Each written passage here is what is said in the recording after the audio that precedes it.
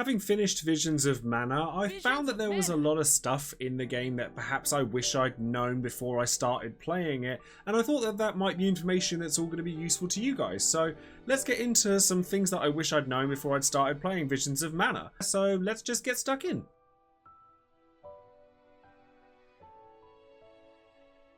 The first thing I would say about Visions of Mana is that nothing in the game is missable, so you can explore to your heart's content and take the game at your own pace, whether that be slow and methodical and going around and grabbing all of the iconography on the map if you wanted to. I've loaded up an earlier save here, so I'm not spoiling anything for anybody. Or you can grind if you want to, level by like smacking around loads of enemies, but it's never necessary. You can also speed through the game if you want to. If you hold L1 and press triangle, it will showcase exactly where you need to go through a sparkle trail, but you probably don't really need that either because there are icons on the minimap that tell you exactly where you need to go as well. Just be aware on harder difficulties that the lower level you are and the less access you have to spells from ability seeds and things like the elemental plot, you're going to need more skill in actually playing the game and dodging attacks so that you don't get one-shotted. You can actually tackle enemies at a higher level than you within reason and typically be fine. There are areas that you will come across even pretty early in the game that you definitely don't want to be tackling straight away. But if you are looking to beat enemies that are a little bit higher level than you, then I would suggest making use of the cookie items, which increase XP gain temporarily by a set percentage. And you particularly want to use these on bosses because it's going to close that gap for you that much faster. And while I recommend starting on normal difficulty, you can actually change the difficulty of the game from the in-game menu. So if you're finding it too easy, crank it up a notch and stick it on hard. Or if you're struggling or want to get through the game faster, then maybe try setting it to easy and helping yourself out that way. Coming off a different save here, there's actually a strangely large element of platforming present in Visions of Mana, which I kind of live for, and you can actually move around a lot more than you might think. From the very beginning of the game, you have access to a double jump and a dash.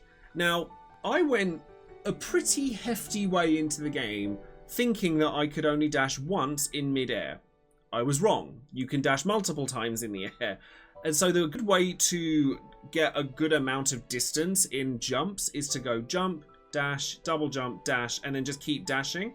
You'll fall quicker after each subsequent dash, but you'll find that you can get across large chasms actually pretty easily doing this. You'd also be surprised how many jagged edges and cliff corners that you can jump on or stand on in order to reach higher ground without having to go all the way around certain cliff faces. There's always ways to get around them, but if you want to make it a bit quicker, you can combine the different jump abilities that you have and just sort of make it so that you're able to get up to these cliff faces much easier than you would have done previously.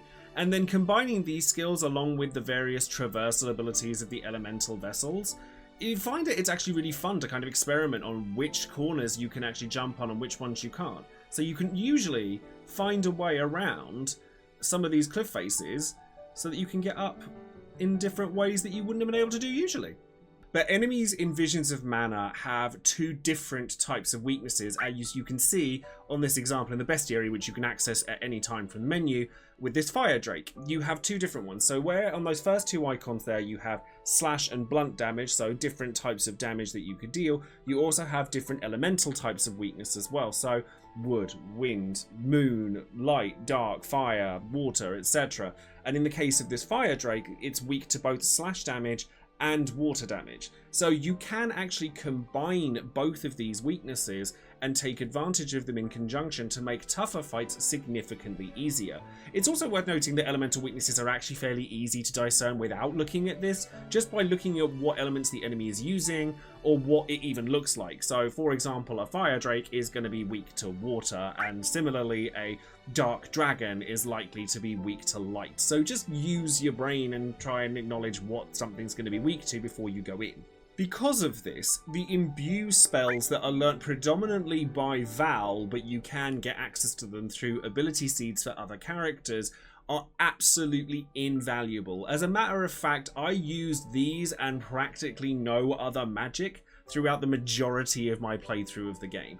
Because not only can you use this to capitalize on what I just said about doubling up on enemy weaknesses, but you can also cancel out enemy resistances by utilizing elements to cancel it out, so you're still dealing regular damage to things that would resist you normally, so you don't have to change your party and readjust to certain types of enemies. Like slimes and oozes are resistant to slash damage, but if they've got a very obvious elemental weakness, you can imbue them, say a fire slime, by giving Ice Saber to one of your party members to make it so that you can still deal regular damage and still deal with them accordingly.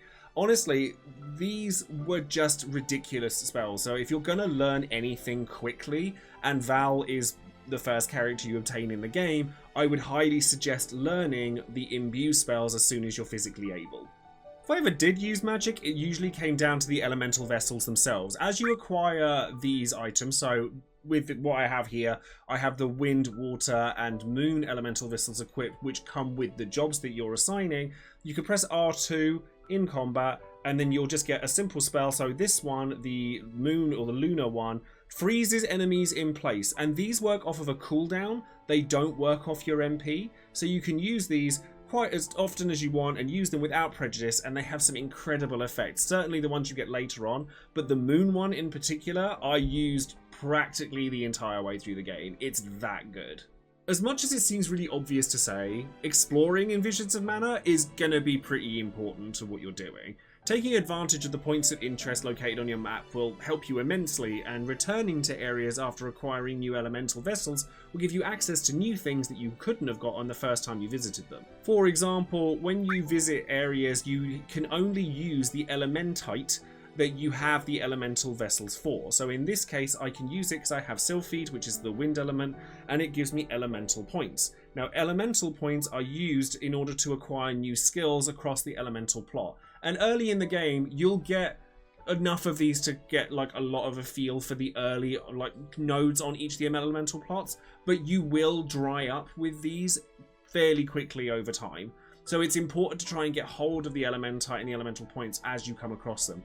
You can also get items called gold clovers, which are like a wild card, and you can use them with any character, but those dry up really fast as well. So it's worth grabbing as many elementites as you can so that you don't get stumped later when you're trying to acquire some of the later skills in the game.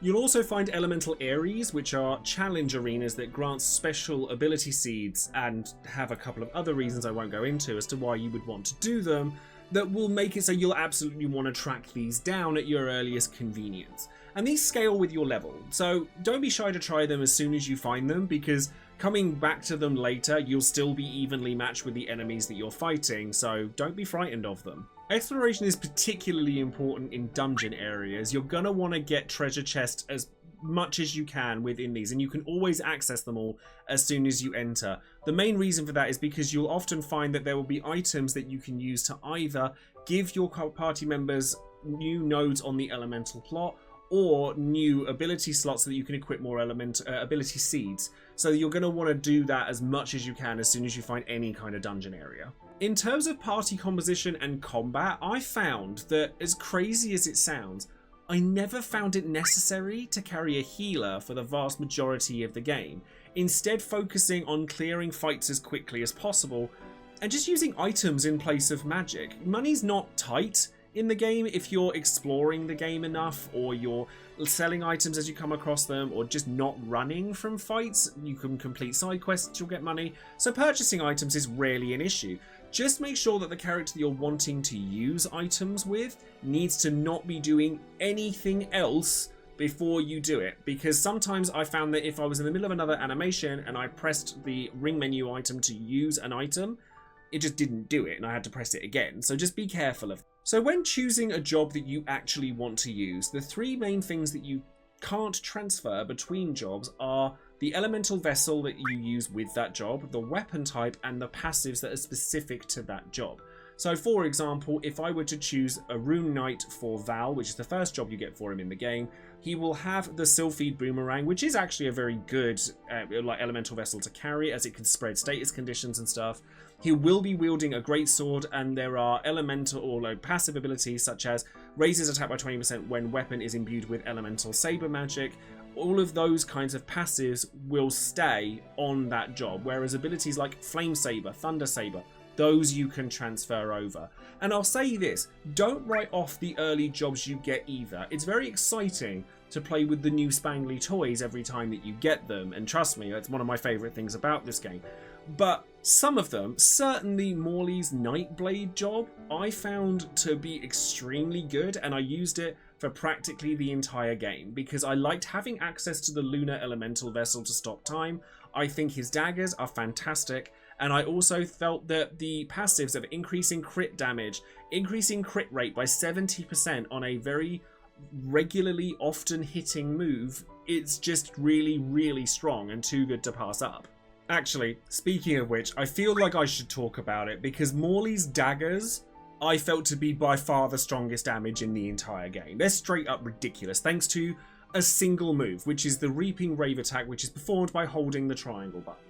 When it's done in the air, and he doesn't decide to do like slide across the floor, he does like an additional attack that kind of whirls down. If you ever played Dual Blades in Monster Hunter, you'll enjoy this.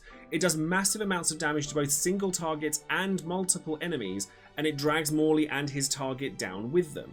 The higher up he does when he does it, the more damage he deals on the way down. You can also use the swirling slash attack, which is performed by just like pausing before you press the square button in a regular combo. Kind of lifts him and the enemy up, and you can literally just hold the button down straight away and he'll dive straight into it and dive straight back down again. This I found to be easily the most efficient tactic in the game for dealing damage, and it just killed enemies and bosses alike, and just worked on aerial enemies, worked on various types of enemies. If I was anything I couldn't kill with this, I just used like elemental magic to make it so that I could. The attack homes, it just works on basically everything, and I think it was by far the most effective attack that I could find in the entire game. So there is a bunch of things that I wish I'd known before I'd started Visions of Mana, and I hope that all of these tips and tricks are helpful to you in your playthrough of the game. Of course, it's still early days yet. The game has only just been released, and I was very fortunate, thanks to Square Enix, to be able to cover this game with an early access code so I can bring these videos to you guys. So I'd love to hear from you. If you're playing Visions of Mana and you discover something that perhaps I didn't put in this video that you'd like to share with everybody, then please do put it in the comments below. And if you're not sure what to comment, just type the word algorithm, because it's extremely helpful for me as a content creator, and I thank you very much if you decide to do so. So that's all from today's video. Thank you ever so much for watching, and if you've enjoyed what you've seen here today, perhaps consider giving the video a thumbs up and subscribing to the channel. Or if you would like to support the channel further, I have an Etsy store where I do art prints of various art that I make about various RPGs and video games, as well as a Patreon where I give shout outs and credits to all of the people that decide to support this channel. So thank you all very much for doing that, and let me know what other videos you'd like to see about Visions of Mana. I think my current plan is that I want to make little primers on each of the playable characters in the game, but I'd love to know from you. Let me know what kinds of things you'd like to hear about the game or the franchise in general, and I'll do what I can to make more videos about this wonderful game with you. So thank you very much, and I'll see you next time. Take care.